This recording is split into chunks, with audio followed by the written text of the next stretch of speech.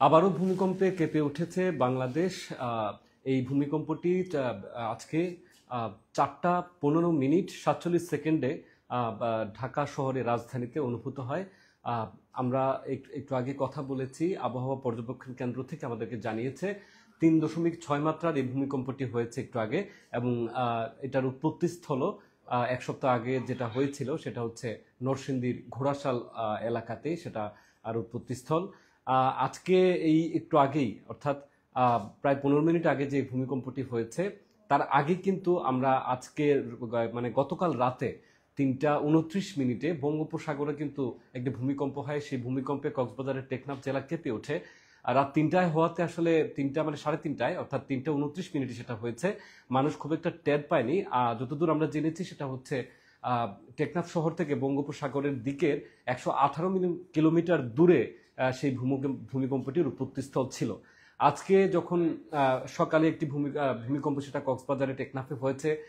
এই মুহূর্তে আরো একটি হয়েছে, অর্থাৎ 1 সপ্তাহ আগে যেটা হয়েছিল 5.7 মাত্রার সেই ভূমিকম্প, সেই ভূমিকম্পের পর কিন্তু রাজধানী জুড়ে বেশ কয়েকবার কিন্তু আফটার শক যেটাকে বলা হয় সেটা হয়েছে।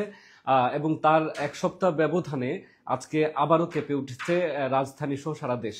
এই যে একের পর এক ভূমিকম্প হচ্ছে, এই অবস্থাতে আসলে মানুষের মাঝে তো আতঙ্ক আছে। আপনাদের একটু জানিয়ে রাখি যে 5.7 মাত্রার ভূমিকম্পের ঘটনায় আমি গত পরশুদিন নরসিংদীর ঘোড়াশাল এবং পলাশের যে অঞ্চলগুলোতে আসলে বিভিন্ন জায়গায় ফাটল এবং বিভিন্ন ভবনে ফাটল, আমরা সেখানে যে দায়িত্বরত পলাশের যে ইউনো, তিনি কিন্তু আমাদেরকে জানিয়েছিলেন অনেক জায়গায় অনেকজন বলছিলেন, মানে যেখানে ফাটল দেখা গিয়েছে কিংবা হচ্ছে যে ভূমি দেবে গিয়েছে, এই সব জায়গাতেই মানুষ বলছিল উৎপত্তিস্থল। কিন্তু 5.7 মাত্রার যে ভূমিকম্পটি গত শুক্রবার সকাল 10টা 38 মিনিটে হয়, সেটার কিন্তু উৎপত্তিস্থল ছিল ঘোড়াশাল শীতলক্ষা নদী তীরবর্তী ডেঙ্গা গ্রাম, সেই গ্রামের ওইখানে। তাছাড়া মোটামুটি ভাবে পুরো ঘোড়াশাল অঞ্চলের, অর্থাৎ ঘোড়াশাল একটা অঞ্চলের নাম, নরসিংদীর যে পলাশ উপজেলা, সেই পুরো পলাশ উপজেলার বিভিন্ন জায়গায়, কোথাও খামারে, স্কুলে, বিভিন্ন জায়গায় কিন্তু সেই ভূমিকম্প আমরা সেই ক্ষত চিহ্ন দেখে এসেছি। তার মাঝে সবচেয়ে গুরুত্বপূর্ণ দুটি স্পট, একটি হচ্ছে যে ঘোড়াশাল পাওয়ার ডেভেলপমেন্ট বোর্ড, সেখানে কিন্তু আমরা দেখছি সেখানে যারা হচ্ছে স্থানীয় বাসিন্দা তারা বলছেন যে অধিকাংশ ভবনই ক্ষতিগ্রস্ত হয়েছে, এবং সেখানে 11টি ভবন কিন্তু ইতিমধ্যেই, অর্থাৎ গতকাল পরশুদিন আমরা ওখানে গিয়েছিলাম, সেখানে হচ্ছে 11টা ভবনকে আসলে পরিত্যক্ত ঘোষণা করা হয়েছে, এবং আরো অনেক ভবন সেখানে ক্ষতিগ্রস্ত হয়েছে। সেখানে একটি স্কুল রয়েছে সেই ঘোড়াশাল পাওয়ার ডেভেলপমেন্ট বোর্ডের ভিতরে, সেখানে কিন্তু হচ্ছে স্কুলটিও ক্ষতিগ্রস্ত হয়েছে। তার পাশেই শিল্পাঞ্চল সরকারি কলেজ, সেই কলেজও কিন্তু পলাশ শিল্পাঞ্চল সরকারি কলেজ, সেই কলেজে কিন্তু আমরা দেখেছি পরশুদিন পর্যন্ত সেখানে একটি ভবন, প্রশাসনিক ভবন, সেই ভবনটি কিন্তু এখনো পর্যন্ত অনেক জায়গায় যেখানে হচ্ছে ফাটল ধরেছে কিংবা হচ্ছে ভূমি দেবে গিয়েছে কিংবা ভূমিতে ফাটল ধরেছে, ভবনে ফাটল ধরেছে, সেগুলো মেরামতের কাজ হচ্ছিল। কিন্তু কলেজটি, অর্থাৎ পলাশ শিল্পাঞ্চল সরকারি কলেজে কিন্তু এখন আসলে তেমন কিছু করা যায়নি, এবং সবচেয়ে বেশি ক্ষতিগ্রস্ত বলা হচ্ছে ওইখানের সেই কলেজের ভবনটি। এছাড়া আমাদেরকে সেখানের উপজেলার যে যিনি হচ্ছে দায়িত্বরত ইউনো রয়েছেন, অর্থাৎ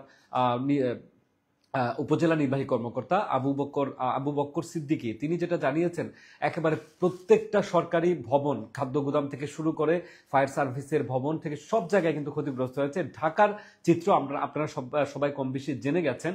তো আজকের এই যে ভূমিকম্পটা আবার হলো, এরপরে আমরা দেখতে পাচ্ছি সোশ্যাল মিডিয়াতে অনেকে বলছেন হয়তো এটার পরে আরো একটা কিছু হতে পারে।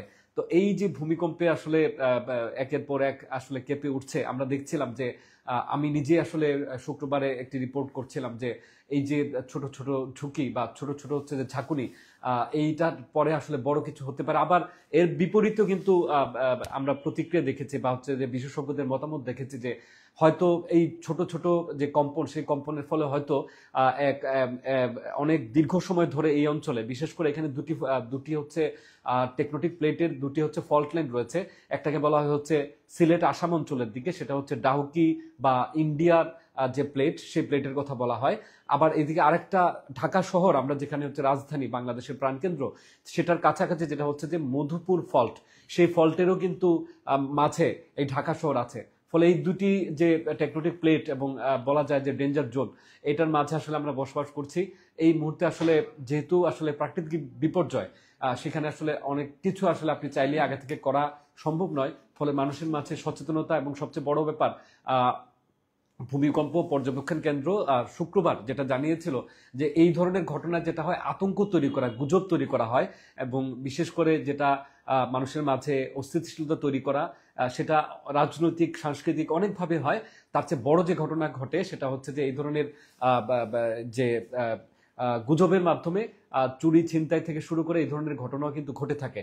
তো যেহেতু ভূমিকম্পের একেবারে সর্বশেষ যেটা হয়েছে একটু আগেই, অর্থাৎ 4টা 15 মিনিট 47 সেকেন্ডে যেটা হয়েছে, সেই ভূমিকম্পের যে অবস্থা সেটা আপনাদের আবারও জানাই। সেটা হচ্ছে 3.6 মাত্রার ভূমিকম্পটি হয়েছে। অনেকে হয়তো টেরই পায়নি, এবং সত্য কথা বলতে আমি আসলে নিজেই টের পাইনি, একটু পরে বুঝলাম যে আসলে ভূমিকম্প হয়েছে।